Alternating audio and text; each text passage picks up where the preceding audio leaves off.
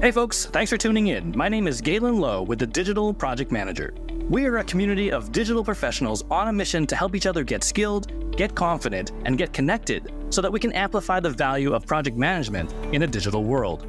If you want to hear more about that, head on over to thedigitalprojectmanager.com. Okay, today we are talking about project retrospectives, how to run them effectively, and how to ensure that the lessons you capture in your retrospectives actually translate into improvements for future projects.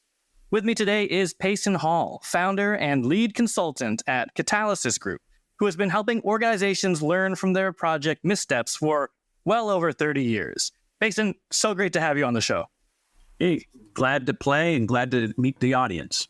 Yes, actually, and I'm glad you mentioned that because we are doing something a bit different today. We are live with our members as our studio audience, and we're going to be taking questions on the fly via our Slack community. Michael's in the studio with me as well, so he's going to field some of the questions. We're going to work it into the conversation, and anything can happen, so let's get lively. All right, we're going to dive in. I thought I'd start with a juicy question because, Payson, we've been talking about this, and you've been doing project retrospectives as a consultant for decades now, for all sorts of projects, including software projects and large-scale systems integration projects. And I wanted to ask you this. When you come in as an external consultant to unearth all of a project's dirty little secrets, do project teams, do they view you as a friend or a foe? Is it kind of like them getting mentorship? Does it kind of feel like they're getting audited? Normally, it's a friendly exchange. I really like to make a distinction because one part of my consulting practice, I'm doing project autopsies. If a project goes severely off the rails and there's a concern that people knew it was going off the rails and didn't say anything, that's much more like an audit. In fact, I work with the state auditor in California, and I've audited billion-dollar IT projects. And there, what they're usually trying to do is build a court case for the lawyers to go after a systems integrator. A more common and friendly retrospective is just people saying, hey, we've finished this project.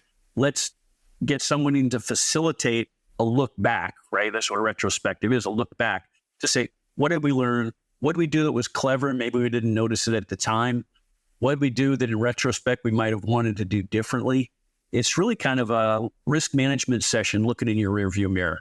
What can I do better the next time? What did I do that was clever? And I want to make sure I do more of it. I really like that distinction too, because I think some folks listening might not actually feel that distinction as much, like where every retrospective feels like an autopsy, feels like they're going to be like evidence in court, feels like a bit of a blame game versus just like you said, looking in the rearview mirror and learning from your mistakes. One of the only rules, big rules about retrospectives, there's a variety of ways to do them, but one of the big rules that I would suggest is you never want to, as a project manager, conduct your own retrospective. Because some of the things that didn't go well are things that you did, and a good facilitator can make it, you don't get nailed to the wall. Good facilitator makes it about what happened, why did it happen, what did we learn from this, not, well, Galen, you really screwed up, right? That's not constructive. People get defensive and kind of gets off the rails. So whether you bring someone in from the outside or you've got someone you love and trust who's a good facilitator internally, you do want an external party, someone who wasn't involved in the project, that has no skin in the game, to facilitate the conversation so that we don't want a lot of blood on the floor when we're finished.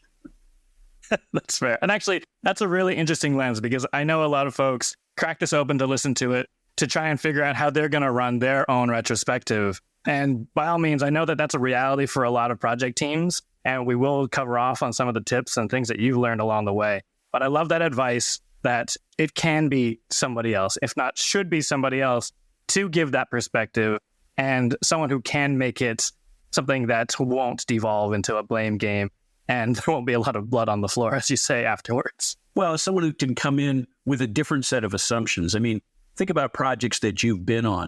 As you went through the project, you made assumptions about what the causes of grief were. And they might be right or they might be wrong. Somebody coming in without those assumptions might be open to other information or other ways of interpreting.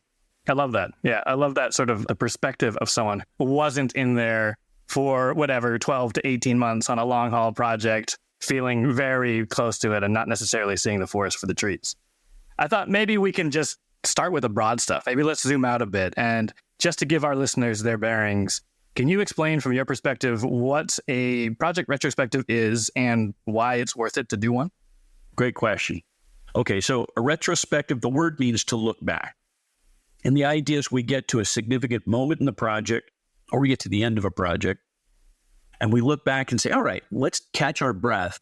What did we learn in this last segment? What lessons learned do we want to apply to the next segment, or do we want to apply to the next project? What did we do that was clever accidentally, right? Or what did we do that, if I had it to do over again, right? If I could send a message, a time machine, send a message back to myself, here's something I would have wanted to do differently. So the idea is really just take a breath, look back on project events in context, right? Like you said, zoom out, get the big picture so that we understand what's important and what's not important. Some things, it's just, they're black swans, right? This was an unexpected event, COVID, right? I am not going to plan for pandemics in most of the projects that go forward. But boy, if that happened to your project, it was a hit, right? So I don't know, there might be some lessons learned there, but some things are just no. Some things, it's like, maybe you needed a dozen laptops, so you ordered 14 in case a couple were DOA.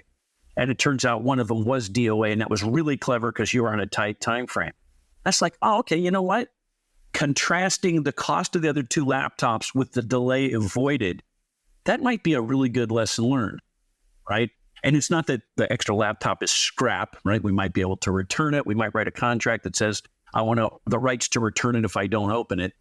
And it might be, it's just, that was $1,000 really well spent. It saved us 3-week delay. If you've had to work with hardware in the last 3 years with supply chains all screwed up, you know exactly what I'm talking about.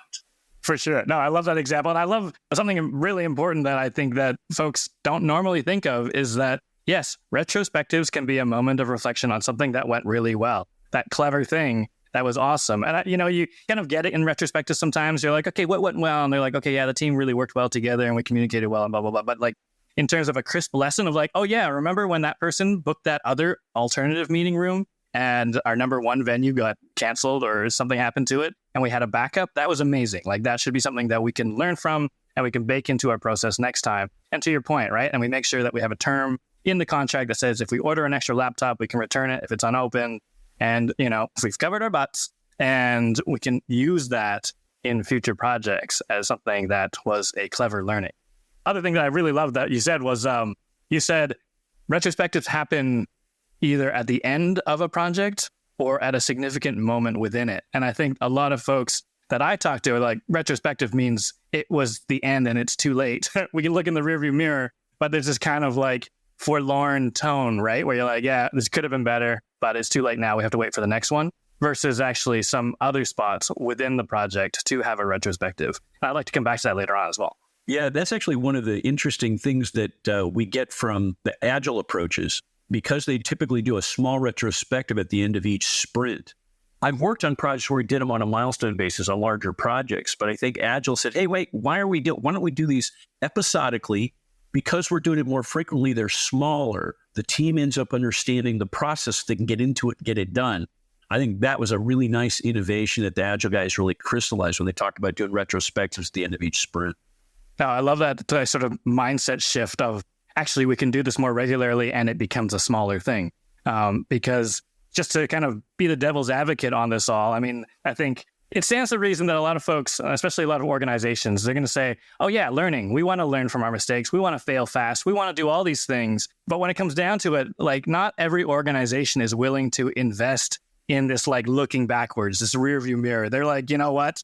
We learned it along the way. We don't need to have a meeting about it. Let's just go on to the next thing. But I thought just like in terms of like the overall investment, and like you said, like bring in someone from the outside as a facilitator. And if you're not doing it, sprint over sprint or at every milestone, then maybe it's a big huzzah at the end.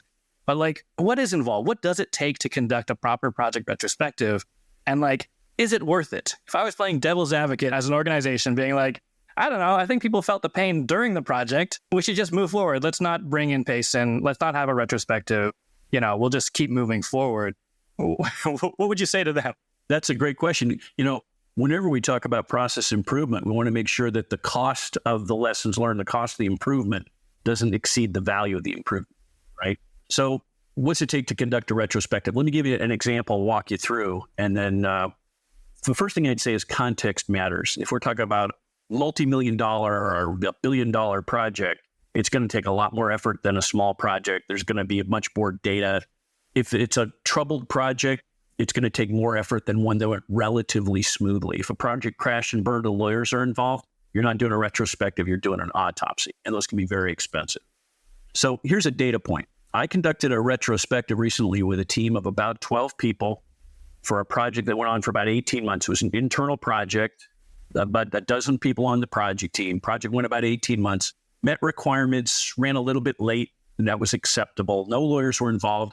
The question was, okay, hey, we've gotten to the end. Let's catch our breath. What did we learn from this? What can we do differently? So individual team members probably spent 4 to 6 hours each in preparation and conducting a meeting and doing the debrief. As a facilitator, I probably spent a dozen hours preparing and facilitating and writing stuff up at the end. The project manager probably spent 8 to 12 hours getting the information and walking through stuff. And so that retrospective probably consumed about 2 person weeks of effort. Okay. 2 person weeks of effort. Now, if we imagine a dozen people plus the project manager working for 18 months, that's about 1,000 person weeks.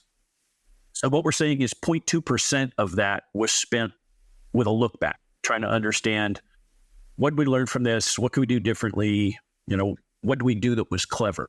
So think about it. All you have to do is find a way to say 2 person weeks worth of effort, and you've got a positive return on investment. And that happens in a couple of ways. It can be structural, right? Hey, here's a recommendation to the PMO to do this thing differently that's going to save you time and grief. And it also can be kind of organic. It's like, hey guys, you know what? We went out of our way in this project to make sure that we did a code review, just picking something at random. And that really helped. We experimented with it. It really helped. Now, everybody in that team, the next project, a lot of times they explode like a seed pod. They go off. They might work on the same project together, might work on different projects. They're carrying those lessons learned and can advocate for them on the next project. So I've never seen a retrospective where we didn't at the end say, hey, here's a list of findings, recommendations, and suggestions. And I think that this is worth at least the 2 person weeks that we invested. Fair enough. And I mean, we're talking about larger projects, but is there a lower limit for smaller projects? If your project only lasted 4 weeks, investing 2 person weeks into it seems like the ROI might not be there. Do you just scrap it and say, no, we can't, we won't do a retrospective on these? Do you aggregate them so you have 5 small projects do a retrospective together? Or no, that was actually a mistake I made early in my career. You don't want to have anybody in a retrospective that wasn't involved in the project. Just because, let's assume that the team is not at war with itself. The team is, if you're going to have a candid conversation about what worked and what didn't, and I screwed this up, I could have done this differently. People are much more comfortable doing that with an intimate team that they've worked with than a bunch of strangers. So I would consider aggregating. After we'd done a series of small retrospectives, getting the project managers together and saying, what are the common threads might be an interesting thing the PMO wanted to do. But for a retrospective, I don't want any tourists. I want to make sure it's just the team. To your question about, can we do this on a small scale? Absolutely. The formal process that we'll talk about in a minute, I'll walk you through. The thing is, on an 18-month project, people feel like they come in every day and they hop on the hamster wheel for 18 months. And there's some significant events, but it's easy to lose context. It's easy to, like you said, not see the forest for the tree. And so taking some time out and saying, here are some significant developments along the way can be really helpful. And investment of 2 weeks we were talking about. I could see that on a 3 or 4 week project, maybe getting together for an hour, we could probably take care of most of what needed to happen. I'd probably want to prep a little bit and make sure I understood the project, understood, from the project manager, what might they be looking for.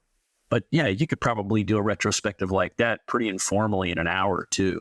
And I think you raised it earlier, right? And in an agile sort of framework, you might be doing a retrospective of some sorts every sprint. And yeah, maybe it does require a sort of reflection at the end of the project to kind of bring all those learnings together and sort of make recommendations from them. But I like that notion that those 2 person weeks, it doesn't all have to happen, sort of at the end of a project. And that was even a project that is a team of 12, right? And pretty large scale. There are smaller ways to do that. So yeah, I want to dive into that when we get into the process as well.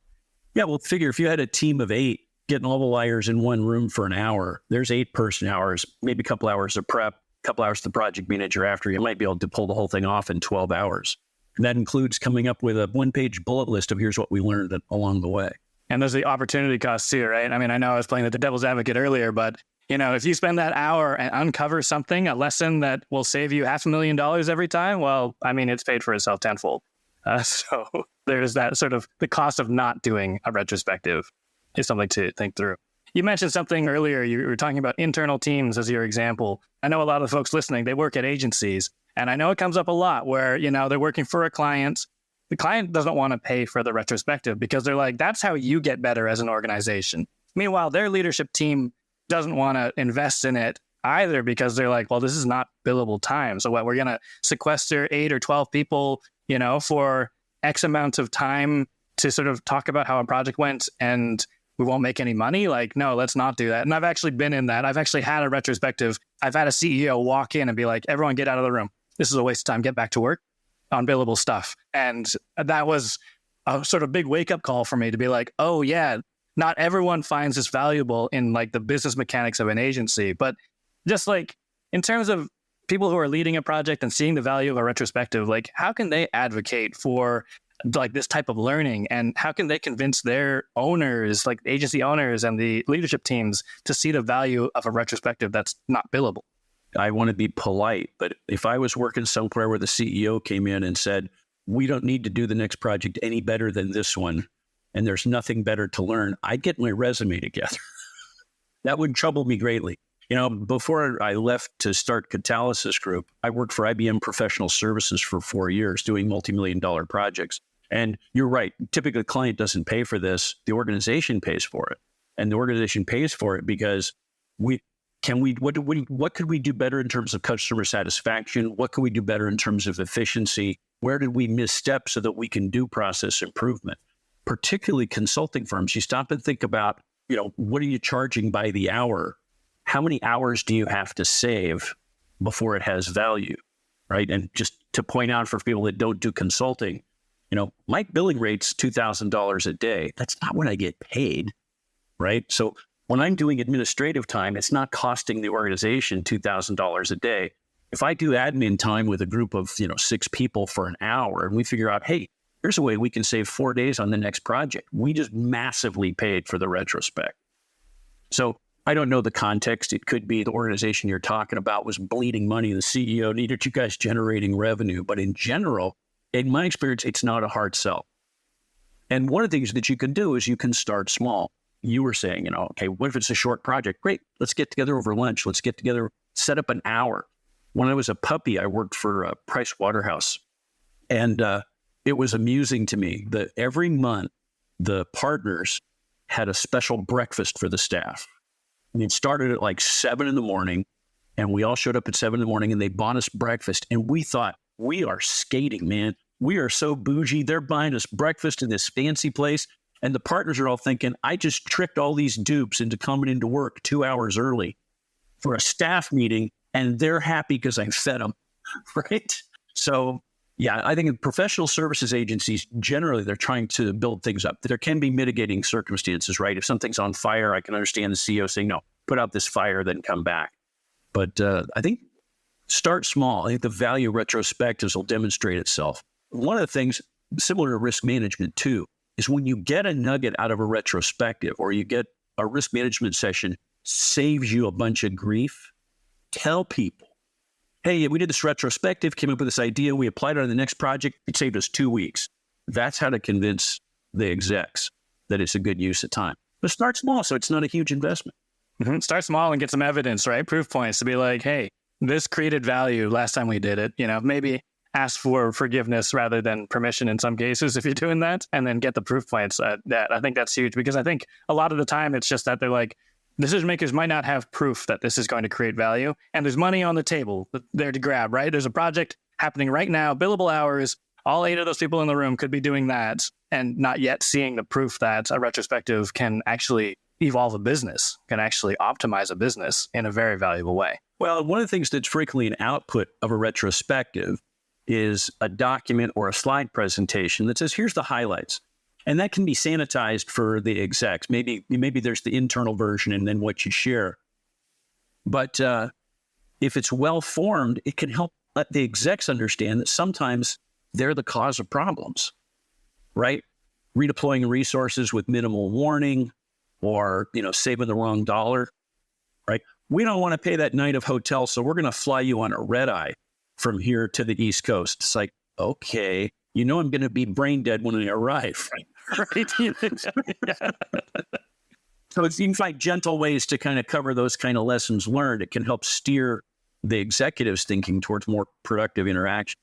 I like that as a sort of strategic communications thing, especially maybe they don't get the same version. They get the leadership team version with the learnings and not all of the dirty laundry necessarily in the team version.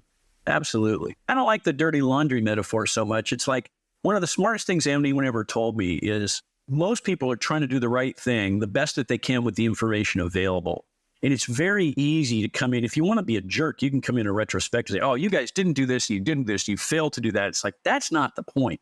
You assume people are doing the best they could with the information available. Then the question is, what information did you have available? How can we get that for you sooner, right? We need to have a constructive approach to this, because if people think you're looking for someone to crucify, you're not going to get anywhere. It's not going to have any value.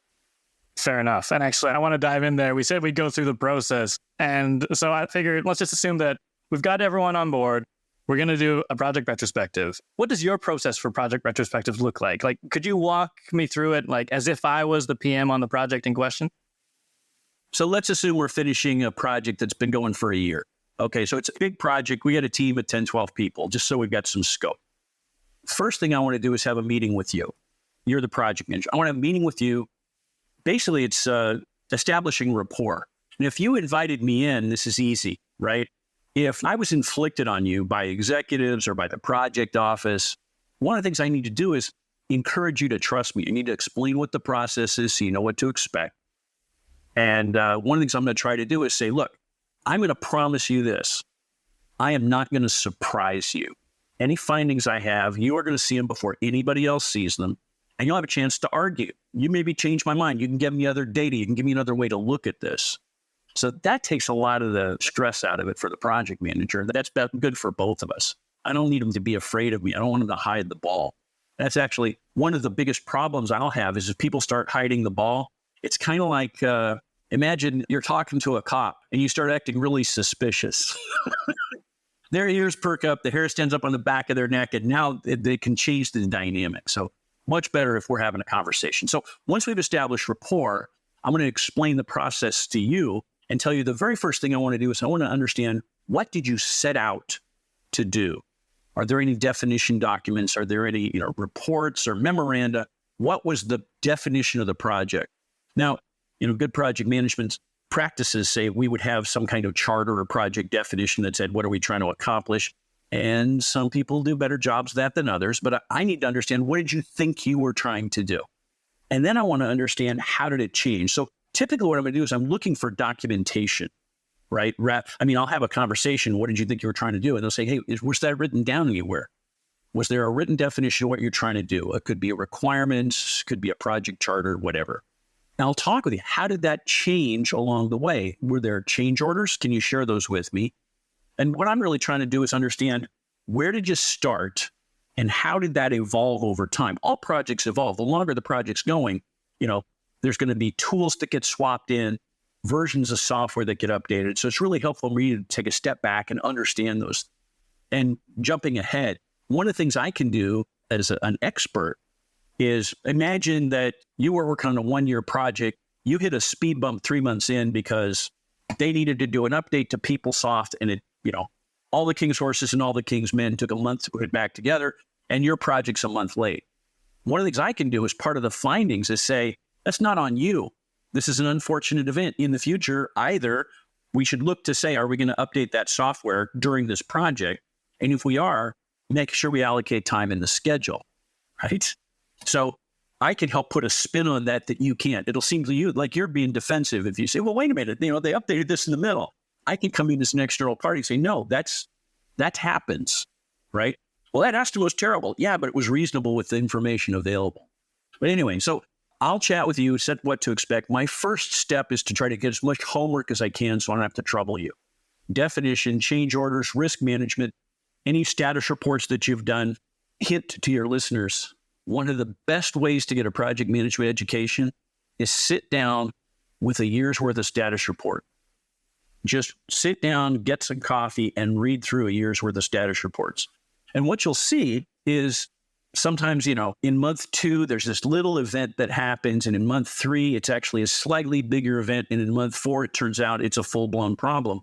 And it's not that people were hiding the ball. They didn't realize the significance, right? I was working on a project review. This was actually more like an autopsy. I didn't work with the team. I just got the data. And it was a hospital that was supposed to be installing a new system. And the first month they said, yeah, we're going to be moving to our new quarters at the end of the month. In the second month, they said, okay, there's a problem moving to the new quarters, but we should be able to move there at the end of the month. And in the third month, they said, okay, they hit another snag, but we're going to be, and it's like, this is a 1-year project. And they didn't have the facility they were supposed to work in. And the project manager, I'm not faulting the project manager. Project manager had no sense of urgency. What they were doing was responding to the facts on the ground. Well, this is outside of my control. It's going to be another month. Where if I were in that position, I might want to send up flares and scream bloody murder. It's like, hey, we got an issue here. We either need to escalate this or I need to reset your expectations about the 1-year project. But anyway, so I'm going to look at status reports. I'm going to go off, sequester myself. For some reason, I always think of this happening on a Saturday. Go through all this, and I'm making notes about anomalies. What were the places where the schedule jumped? Was there any conversation in the status reports or in the risk log or in the change log that explained the jump?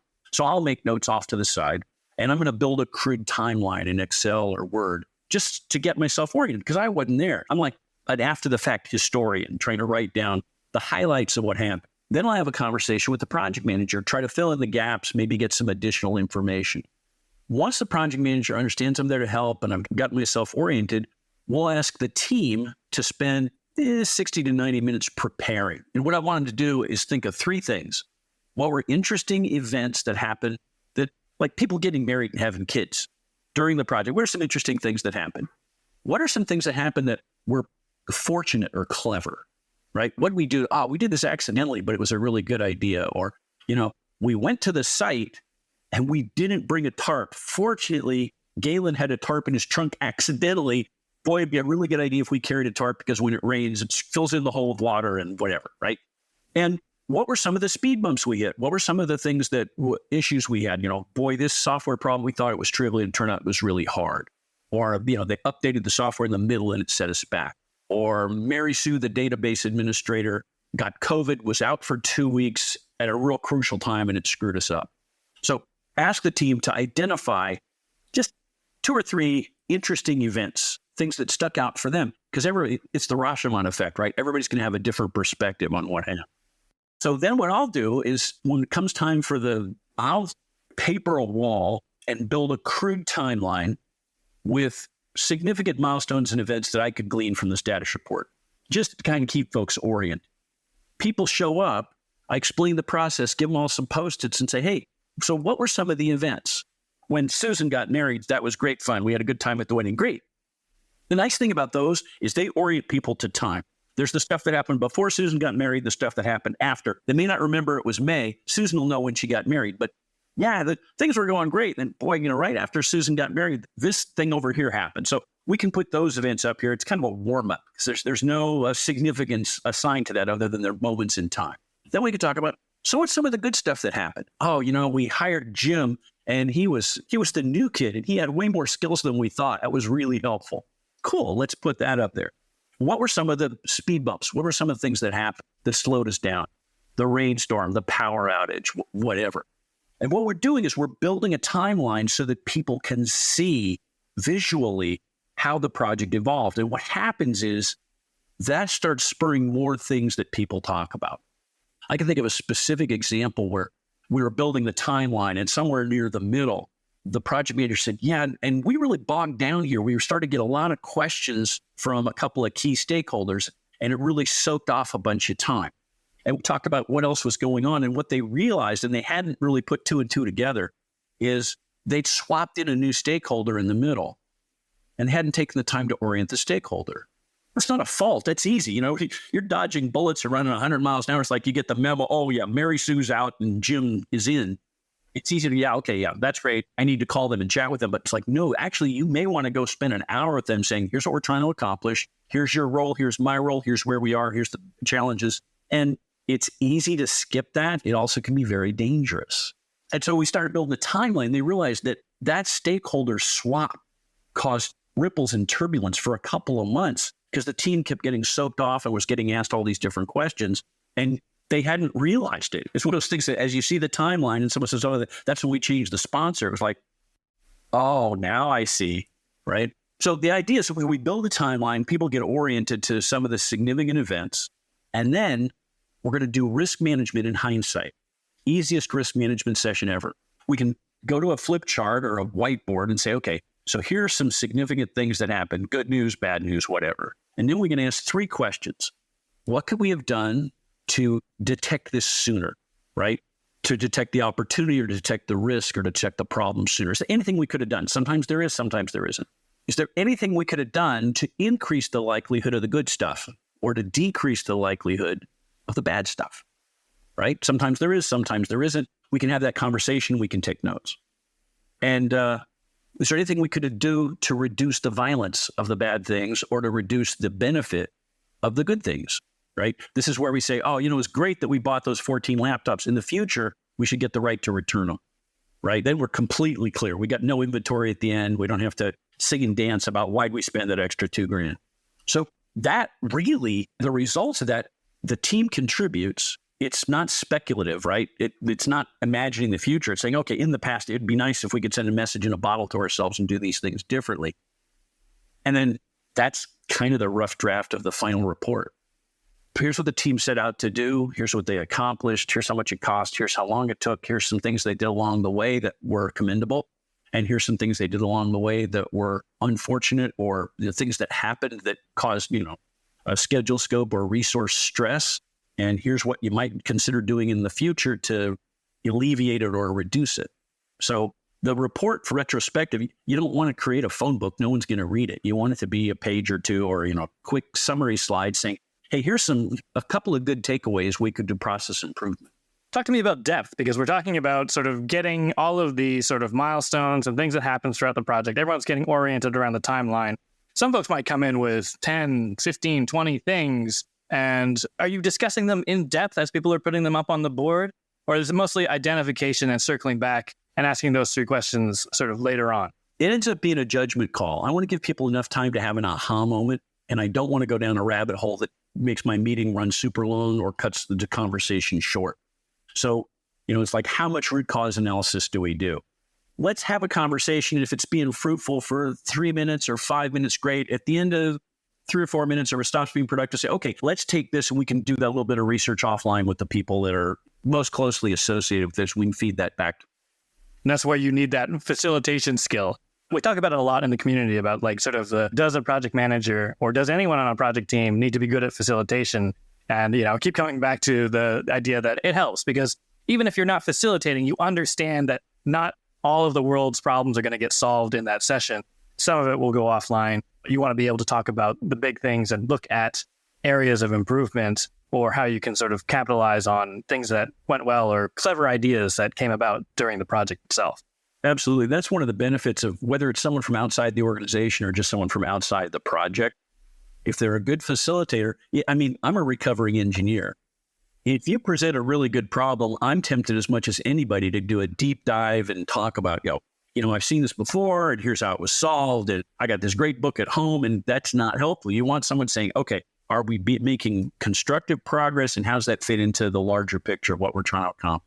And so, yeah. And I like the sort of lens of looking at it as, this is a rough draft of a report that you might share with others who are going to take on other projects or, future you who's going to revisit this and probably not want to, dive down some big Ishikawa diagram to look at the root cause. And that's the only problem we solved in the entire session. We had one learning from our retrospective, but at least we know the root cause. Yeah, I hear what you mean in terms of making a judgment call on the depth. I really like that. The other thing you said is, and I don't know if a lot of folks look at it this way, but I think it's important. You said this is risk management in hindsight. And a lot of folks, they're looking at risk management as a future thing, right? How can we help good things happen in the future and stop bad things from happening in the future? And I don't know if everyone always connects the retrospective to risk management. But I think what you've been saying about iterative retrospectives or, at a certain stage gate in your project, or even after, but it's really that sort of message in a bottle that you wish you could send it past you, but instead you're sending to future others about how to avoid this thing that happened that was bad, or how to take advantage of something good that can happen. Absolutely. Well, and the key idea here is it needs to be about what worked and what didn't, not who worked and who didn't. That's the whole job of the facilitator. This is not about blame. And let me tell you, Stu, that because, it's easy in a podcast to say, let me tell you about all the time how smart I am and how I've done all this clever stuff. I was working with a team, and the team had just finished one project. I was helping them start the next project. And they were going to have a retrospective about the project they just finished. And I did something really stupid. I invited them. I said, it's okay if I come. And I told you, no tourists. You only want people that were involved, right? And I'm talking with this team. I'm chatting with the team. And one guy on the team, I said, so yeah, you going to the retrospective? He says, no. He says, I'm not going. They're just going to blame me for everything that went sideways. That really kind of perked up my ear. And I was, okay, well, I'm curious about this. So I went into the retrospective, and the person facilitating the retrospective, because I'm just an observer, was terrible. Okay? They were a terrible facilitator. They wanted to know who was responsible for this, which is not the question we're asking in a retrospective. And I was amazed by the team. So they talk about, well, blah, blah, blah, and then this happened, and then this piece wasn't ready. And the facilitator says, well, who was supposed to build that? And the team, I give the team immense credit, just said, it's not really important who did it. Here's what happened. And they refused to throw the guy under the bus. I discovered later the guy was an alcoholic. He had a real problem, and he was really responsible for all this. But the team was aware that that's not something to share with this facilitator, and it's not relevant, right? There's a personnel issue someone has to take care of. Let's talk about what we learned on the project. You never want to rely on it. I'm amazed. I have the utmost respect for that team. You never want to rely on a bunch of tired, grumpy people to have that much discipline and empathy to not crucify the guy that wasn't there, right? So it was an amazing team. And so, yeah, you don't want any tourists, and you want the facilitator to know what the heck they're doing, that this is about. Let's talk about improving the process, not who do we blame. And again, I think the real guiding rule is just assume everybody was doing the best they could with the information available. They may not have had the right skills. That's the project manager's fault, right? Unless you gave me a resume that said you're an expert at AI, I gave you a simple AI task and you were overwhelmed, then that's the project manager's fault. It was a wrong a skills mismatch. And we don't have to say it's the project manager's fault. We say, you know what? We didn't have the skills that we thought we did in this area. It's not, Simon's not tall enough for this ride. We didn't have the skills that we thought in this area. We need to bolster those skills going forward if we're going to do a similar project. So much of this is it's like woven into the fabric of how you've set it up. A lot of folks will come to me and they'll ask me, okay, well, how do I create psychological safety in a session? And part of the answer is well before the session, right? Sit down, talk to the people who might have reservations, build trust, build rapport, explain the process, do the housekeeping to say, you know what? In this session that we're about to dive into, we're not going to ask who, we're going to ask what. And getting everybody on board with that idea and then just reinforcing it. I mean, let's say you were the facilitator in that session and the person who was facilitating was just an attendee going like, oh, that was probably Brett's fault. How do you kind of reorient when people start the blame game and start pointing fingers and it becomes a witch hunt? The first time you yellow card them, right? They say, well, no, this is not really about who did what. We're going to assume everyone was doing the best they could. What we want to talk about is what happened and what are the consequences. Second time, depending on context, I might yellow card them again. I might say, you know what, let's take a break, take the person aside and have a word with them. It's like, no, this is not about who broke. We can have that conversation. You can have that broad conversation with the project manager. You and I can talk about it later. But this meeting is about what did we learn, what worked, what didn't, not who worked and who didn't. Because it's not constructive. That we can't fix the past. All we can do is learn from it, right? I love that. I guess the other side of it is, we're talking about framing. We're talking about, okay, well, maybe we didn't have the right skills. And it goes into that report. And then someone on the exec team reads that and reads between the lines. And they're like, yeah, that was probably Brett's fault. Is there anything that you can do to kind of avoid that interpretation? If Brett's not tall enough for the ride, that's a personnel issue we need to take care of. That's not something I want to end up in the report. I'll defer to the project manager to handle that. The kinds of things that end up in the report, a lot of times, like we said, if the execs this is not faulting execs. Execs have priorities might be different than the project manager. So if a higher priority project starts to boil over on the stove and they pull one of your superstars to solve that problem, that's their prerogative. The idea behind retrospective is to say, hey, there was a consequence to this project, right? Without blaming the execs, but saying, hey, you know what? We had a roster for the project, and for a variety of circumstances, people got redeployed in the middle, or someone got COVID, or someone eloped, whatever. And we had resource issues on the project. In the future, what we need to do is make sure we have better agreements and maybe think about, this is a personal bias, if your schedule says, but no one can get sick, everyone has to show up for a 40-hour week, you're already smoking dope. That project's not going to happen. Right? Because someone's going to get sick. Their kid's going to fall off a bicycle. The parent's going to get ill. They got to go to graduation or something. So if your resources are overcommitted, the project schedule becomes very brittle. And that can be a finding. We were overly aggressive in how we allocated resources. We really needed more resources to do this. Maybe we didn't know that here. We knew that here. We should have said something when we discovered that here. We probably should have filed a change order there to make sure everybody knew that we're going to need more resource, more money, or more people than we thought, or more time. I like that sort of criteria of, what you want in the report, and of course, deferring to the project team involved. But there is a difference between project issues that we can learn from and, for example, personnel issues that just have no business being in that report because it is something that is not specific to how projects are run. It has more to do with staffing and, and sort of vetting, I guess. So I like that sort of lens on. Well, and the report needs to be diplomatic too. As a consultant, I get paid to tell people if the baby's ugly, but there's ways to deliver that news that don't inflame the situation, right? So you want to be diplomatic in the language that you use to describe lessons learned. Basically, what you're trying to do is make it as positive as you can. Hey, we did this in the future. Here's recommendations for doing it differently. Not, oh my God, we really screwed this up. That's not helpful. People are doing the best they could with the information available at the time. I like that. One of the things that, we've kind of gone through this process of, setting up, preparing for a retrospective, reviewing the documentation, getting those milestones out on a timeline, discussing them, talking about ways that we can either take advantage of good things that happened or avoid bad things that happened in the future. And then it goes into this report. But I think one of the things that I hear the most from folks is they're like, yeah, we're not going to do a retrospective because what are we going to do? We're going to produce a report.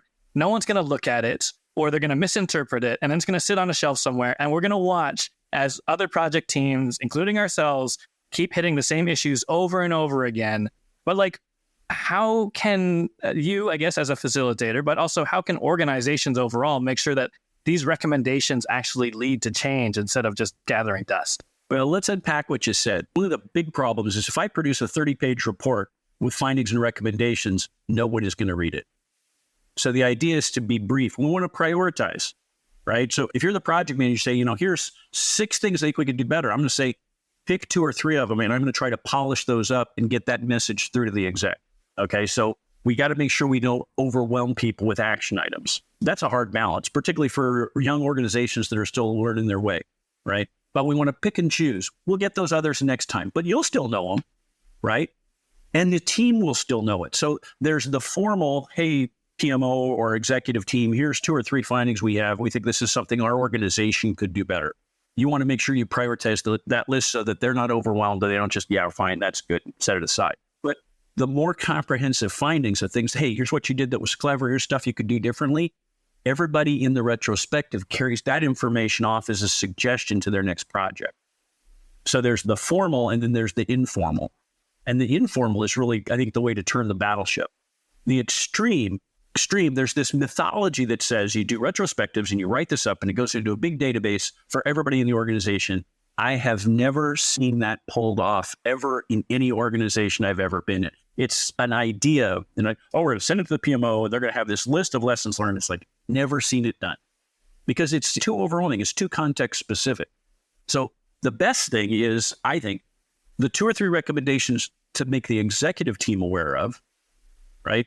You talked about rescheduling rooms. One of the things that is an often lesson learned for the non-trivial projects is they should have a dedicated war room. And if you stop and think about having a place to be able to conduct meetings on the fly, particularly, I don't know, now with COVID, a lot of vacant space, but you think of most offices being really packed and you got to hunt and search and destroy to find a training room or a meeting room. Small dedicated war room can be a huge savings for a team. Think about how much time people have been wandering around or trying to figure out where is the meeting. And real quickly, you're saving person weeks just having a dedicated room. So that's the kind of thing that can bubble to the top of a list. And once, execs may not hear that the first time or the second time, but the third or fourth time they see it, hey, you know what? We keep saying this and we're not doing it. Maybe they can get a clue. And I'd like the separation as well. And I mean, it might be logical for some, but yes, there is the strategic recommendations, that strategic communications up. And to your point, don't make it a lengthy novel. Pick the high priority things to address. And then there's also this informal level of learning that happens regardless. And I don't know if a lot of people appreciate that as much. And I think you earlier described it as everyone who participated in that retro is going to take a seed with them and carry it to their next project. And I think that is massive and probably unmeasurable, but absolutely something that needs to be sort of talked about as part of the process. Yes, we're going to have a report, but guess what? All the things we talked about, we're learning just as humans in our brains without having to write it down on a piece of paper necessarily.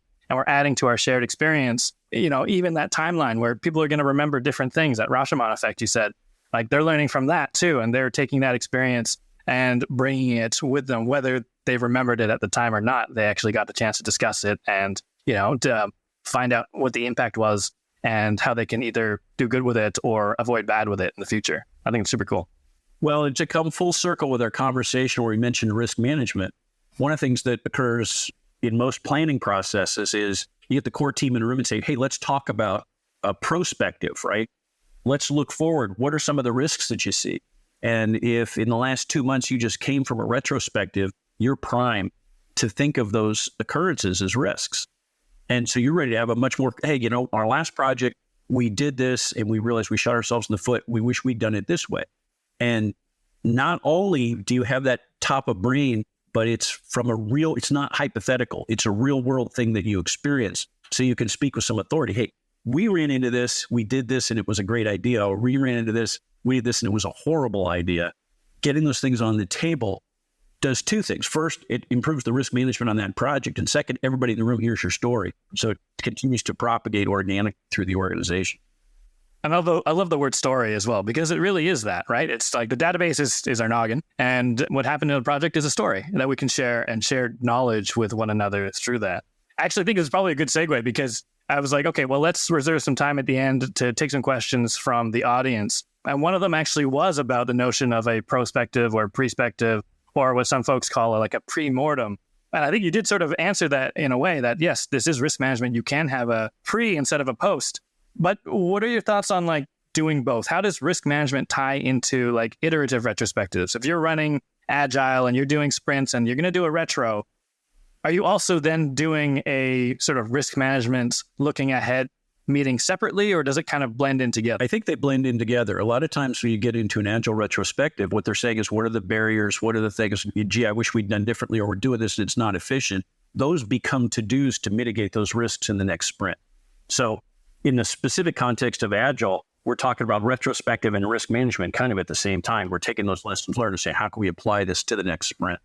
Which I think is really healthy. For sure. And to have those conversations, because of that relationship, right? And you're going into the future as into the next sprint, there is a future. It's not all just rearview mirror stuff, but it is still the same conversation. That I thought I'd also grab this other question. I know we don't have time for too many, but I thought I managed to touch on a lot of them along the way, but this one really stood out. We're talking about this notion of like things that happened during the project, and sometimes it's choices that people made who were on the project team, but sometimes the issues go beyond these decisions that the project team's making, and it might be more environmental. And the example given, and I think we touched on it as well, but if the root cause of an issue was that project team got poached away, some of the key resources were taken to another project, like how do you capture that and report it up so that you can influence change beyond the aspect of that single project, where it's like it wasn't something that the project team did, something external came in, and then how do you kind of like surface that in the recommendations, in the reports, but also how can you sort of get that to influence change outside of project context? So I tend to think in terms of finding. So the finding would be the project experienced challenges because team members got redirected to higher priority project. That's a pretty neutral way of saying this. Now, it's making an assumption that they're higher priority projects to give benefit of the doubt to the exec team, right? So that would be the finding. The project experienced resource challenges because some of the resources got redirected to other issues in the middle. What's the recommendation? The recommendation would be to consider increasing the staff on the project so that you got a little more staff flexibility. The other thing might be to say, make sure to provide as much advance notice to the project manager as possible if you need to redirect their staff so that they have more time to respond and to try to backfill. So if you frame it that way, you're not saying anybody did anything wrong. What you're saying is this happened. It had a consequence. Here's what we could do in the future to try to avoid that. I like that notion of findings. I'm going to tackle one last question. The question is, what are the most important topics to focus on in a retro? Because so many folks seem to be interested in so many different aspects like financial or the process or execution or methodology, but like you only have so much time. So with that limited time, what would you recommend focusing on to get the most out of it? Some of that's going to be dependent on context, but if I give you from my experience, a lot of it has to do with, is there a clear definition that's shared and approved with the stakeholders, the sponsor, and the client? And as that evolves, do we have an effective change management process so that it's a conscious choice? Hey, if you want to add some ornaments to the Christmas tree, it's going to cost more and take longer. It's not the only sin, but it's one of the original sins that has a lot of cascading problems that masquerade as other stuff. Wow, we really underestimated this. No, you didn't. You did a fine job of estimating it. And then the project grew and you didn't throw a flag on the field saying, hey, you guys are increasing the amount of work without giving us more resources. Yeah, I love that. It's like sort of, there's a relationship between all of it. And I like what you're saying about like, what is the common ground with the stakeholders involved and what's going to be the most valuable lens to apply to that conversation. Very cool. I think that's us for our time. But Payson, thank you so much for hanging out today. It's been a real honor having you on the show. Before we let our listeners go, how can folks find out more about what you do at Catalysis Group? If you go to catalysisgroup.com, you'll find information about training and consulting. And actually, if you go to the resources, there's a couple of articles you can download about risk management that talk about how to conduct a risk management session. You'll find that'll be really useful fodder for a retrospective as well. Love that. Attests to the fact that Payson is a very entertaining writer. Every article I've read from you, I've laughed out loud, but I've also taken that story with me as a result. So yeah, for anyone who thought retros and risk management are dry, well, check out Payson's stuff. I'll include the link in the show notes below. For our listeners, I hope you took a lot away from that. And, there were a couple of questions that we might not have gotten to, and we'll surface those in the community and have a gab about it as well. And I'm also open, if you want to send email to me with questions, I'm happy to answer any questions people have they think of right after we hang up.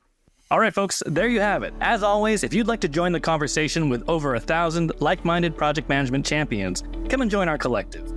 Head over to thedigitalprojectmanager.com/membership to learn more. And if you like what you heard today, please subscribe and stay in touch on thedigitalprojectmanager.com. Until next time, thanks for listening.